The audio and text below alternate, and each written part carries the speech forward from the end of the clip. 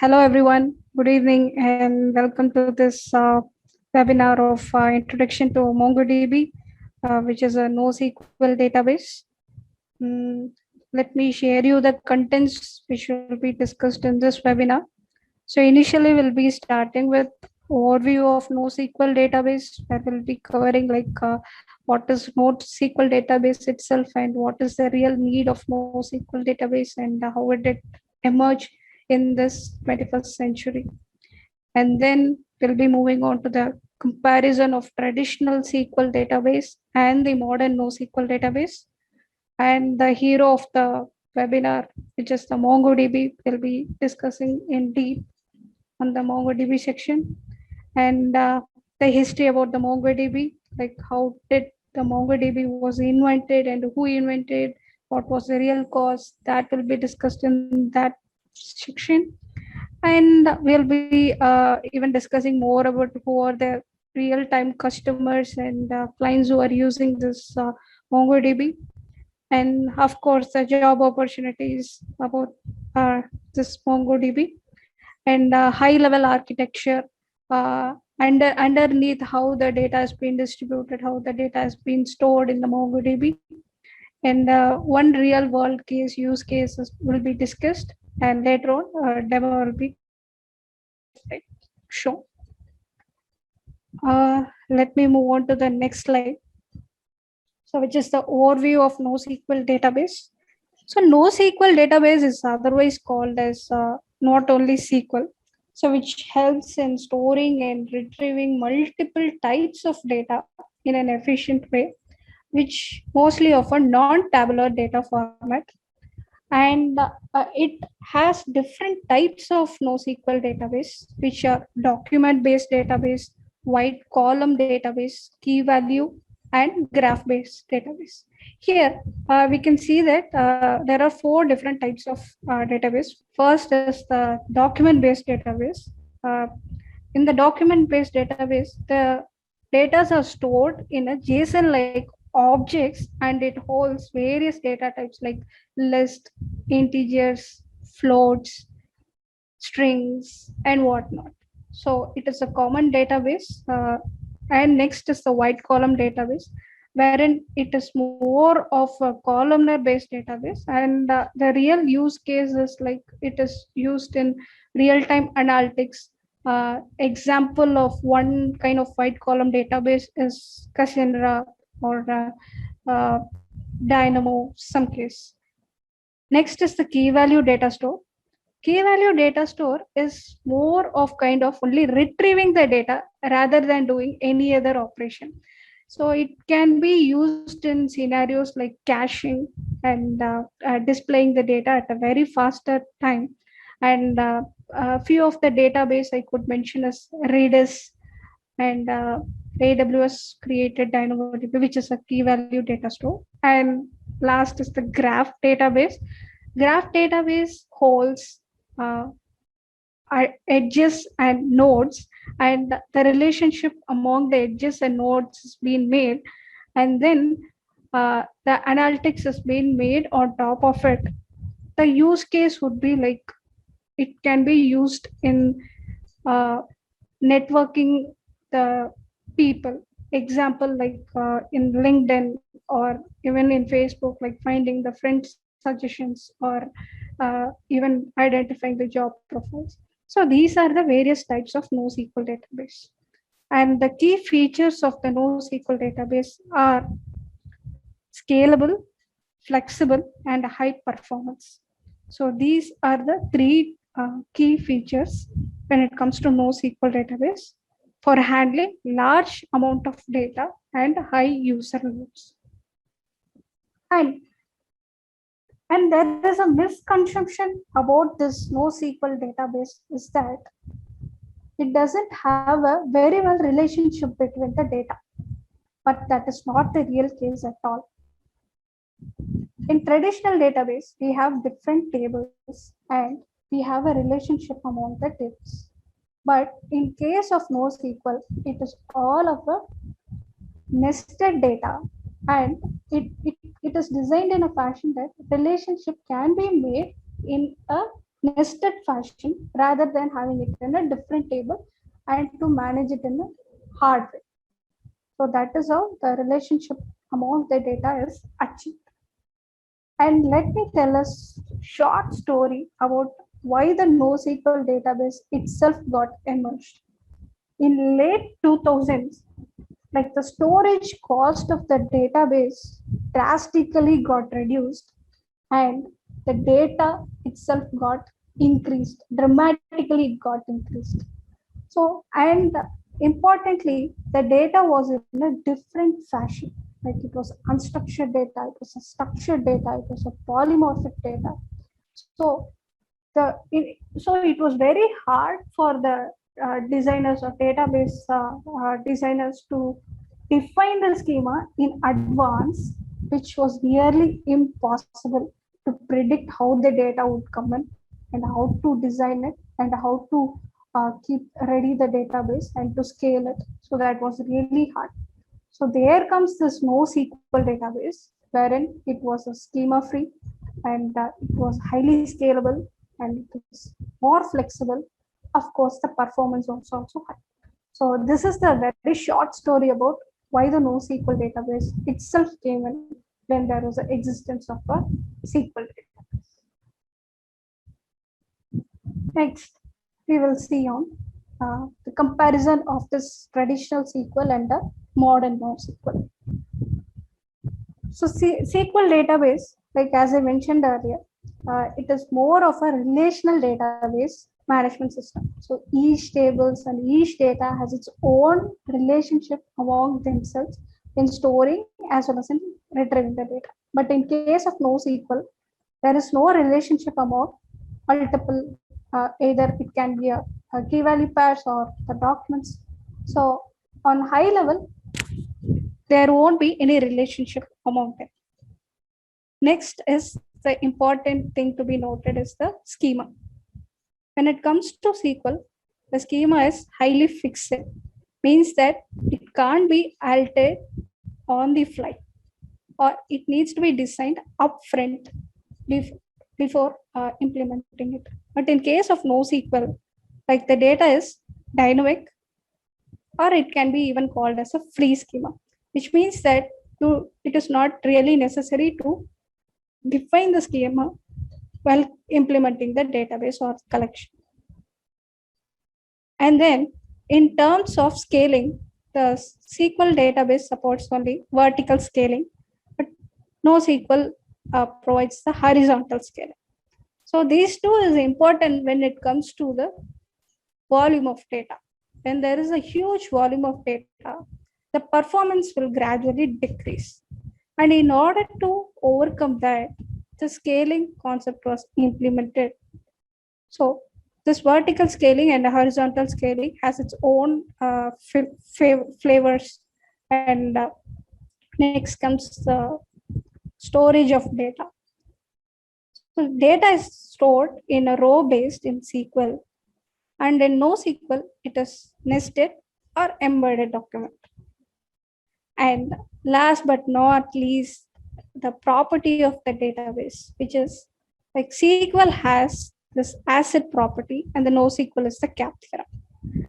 ACID property is like people call it as an assert for SQL, which is actually cited among NoSQL as one of the drawback which was not achieved at all. So here the ACID property comes like this is the atomicity or the consistency and the isolation and the durability of the data. And in CAP theorem, like the consistency, availability, and the partition among the data.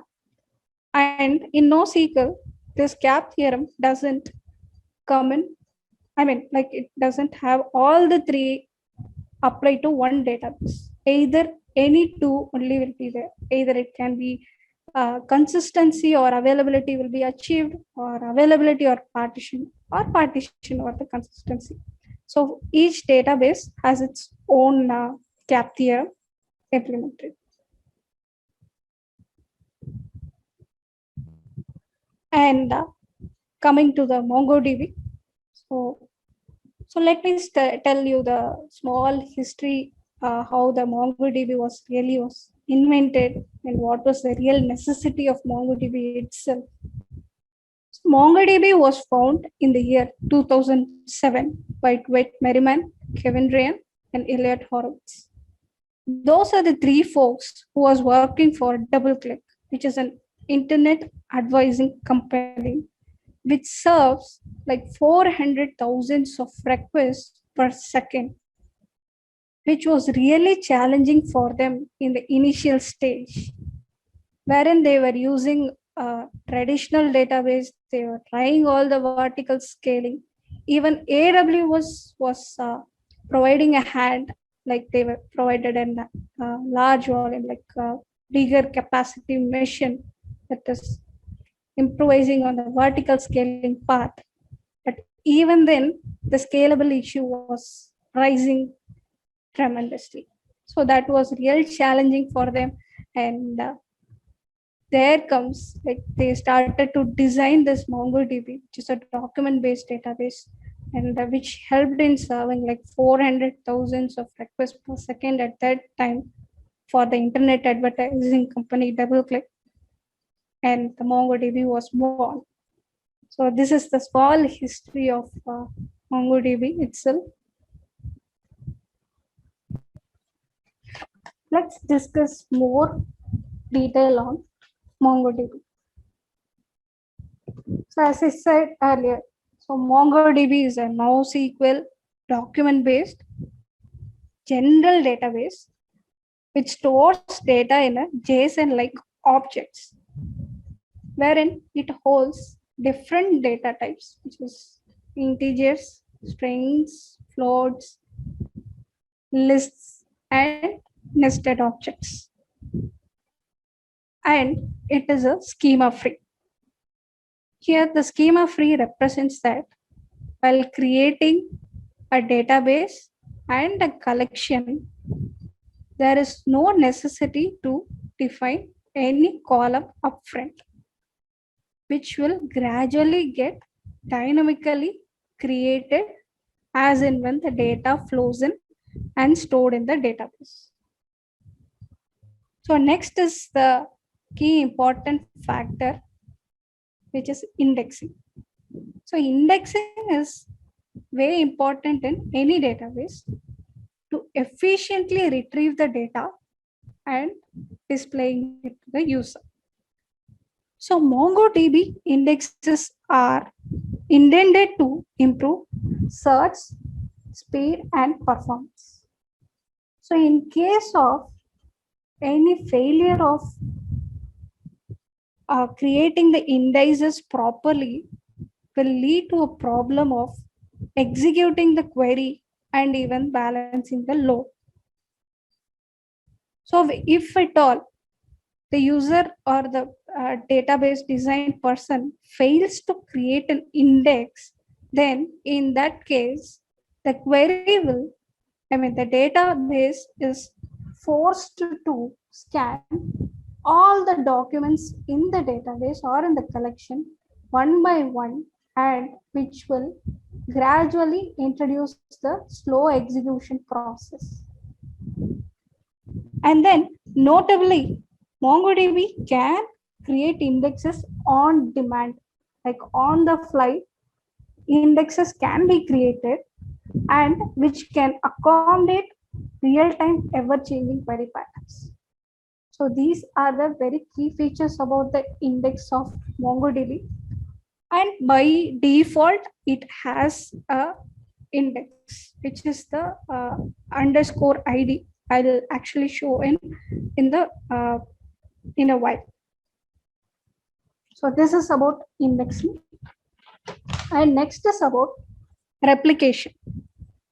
So replication is one of the best feature introduced for better data availability and stability. So usually when it comes to storage of data, data is either stored in a single server and a vertical scaling can be made. But the challenge is it is exposed to multiple potential failures Either it can face a server crash or server interruption or even server down. So these are the potential failure areas when it comes to a single server. So in order to overcome this issue, the data is actually replicated on multiple servers. The same data will be replicated in multiple servers, and it has the concept of primary node and a secondary node. So primary node acts as a master which receives all the right operations, and then it is replicated to the secondary nodes as a mirroring mechanism.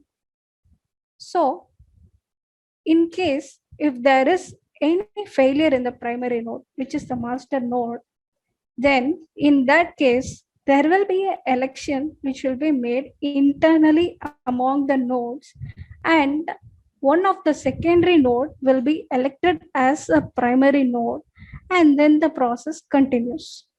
And if at all the primary node comes up alive, then it will act as secondary node only. So this is how the replication has been managed in MongoDB. So actually I've mentioned load balancing as the first thing and then sharding. Let me discuss sharding first and then talk about the load balancing. So sharding is the heart of the MongoDB itself is what I would say, because sharding is the method of splitting the large data set across the multiple servers. So without sharding, growing the web application itself is nearly impossible. So let us assume that if there is a single server and high complex queries and heavy load request has been made to a database, then in that case, the issue will be like there will be a high request to the CPU. I mean, the RAM will get hurt, or there will be a huge IO operation to the CPU. CPU will spike up, and of course, there will be a failure in the server itself. So, in order to address this issue, there comes this two methods, which is the vertical scaling and the horizontal scaling. In terms of vertical scaling, the capacity of the machine will be increased. It is increasing the RAM size, improvising the data size, data disk size, and even the network speed, improvising everything in aspect of single machine. But there is always a maximum cap for that.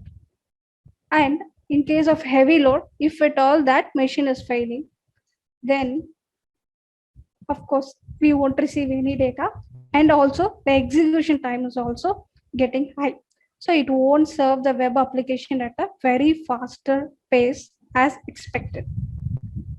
So there comes this horizontal scaling. So in terms of horizontal scaling, the machines can be of very cheap commodity, like it is really not necessary to hold very high capability machines, like very huge RAM size or more memory or more data disk space.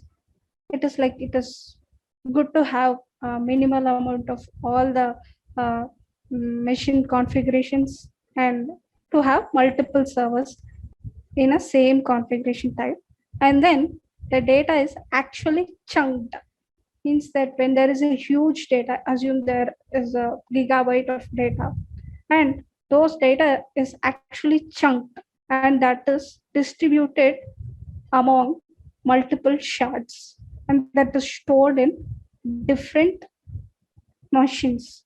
So whenever there is a request is made, it is made to a different servers, multiple servers parallelly, and then that is brought into the user at a in a very fraction of seconds, even in milliseconds, it has been achieved.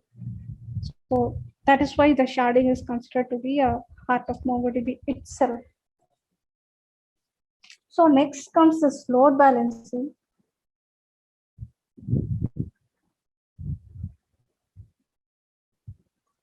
So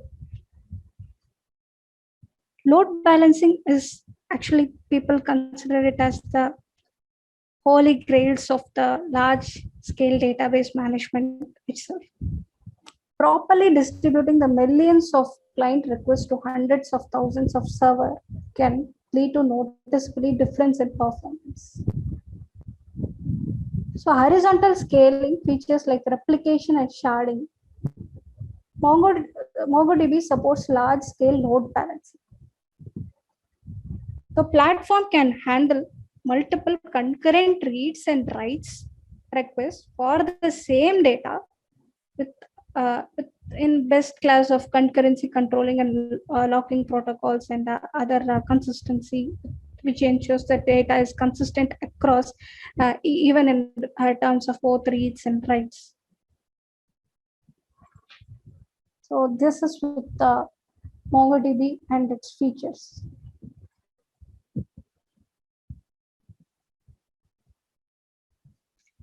Next, we will see about future customers who are using MongoDB.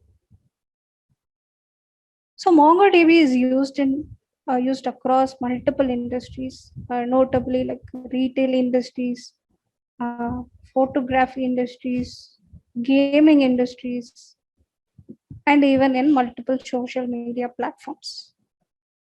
So to highlight few of the featured companies, this Shutterfly, eBay, Innovation, Adobe, Google, Squarespace, Sega, Intuit, EA, Verizon, SAP, and these are all the few featured companies which I would like to highlight in this session, but it is actually used in multiple places in day-to-day life.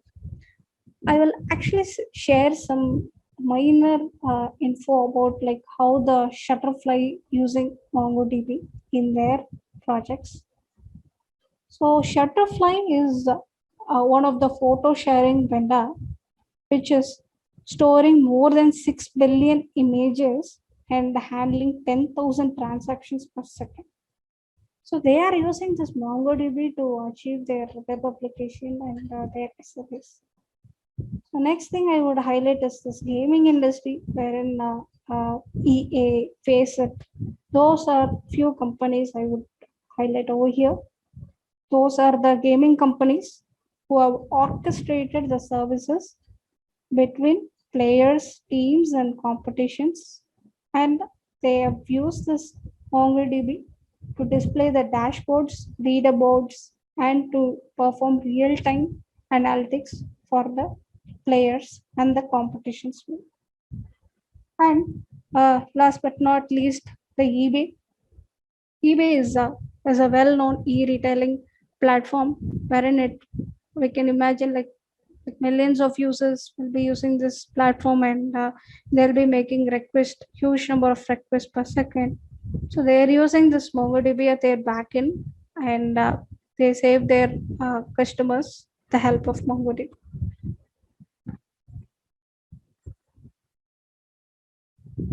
So in terms of job opportunities, like the pay scale, as mentioned in the slide, like for senior solution architect, as per the survey, it is $217,895 per year, along with a few other technologies like maybe any of the web application, like web frameworks or web application skill along with the MongoDB. And for software architect, it is $146,315 per year. So for software developer, who is the one who's starting the career, and the person will be holding $168,072 per year. So sectors, like in the previous slide, we saw that it is used in multiple sectors like retail, healthcare, gaming, telecommunication, and a lot more. So probably what I was able to see in the multiple places is like in healthcare, retail, and gaming, like people are using this MongoDB like way too much because the data is actually way too high, and the data format is also like, it is not of the structured data. It has multiple formats, unstructured and polymorphic data.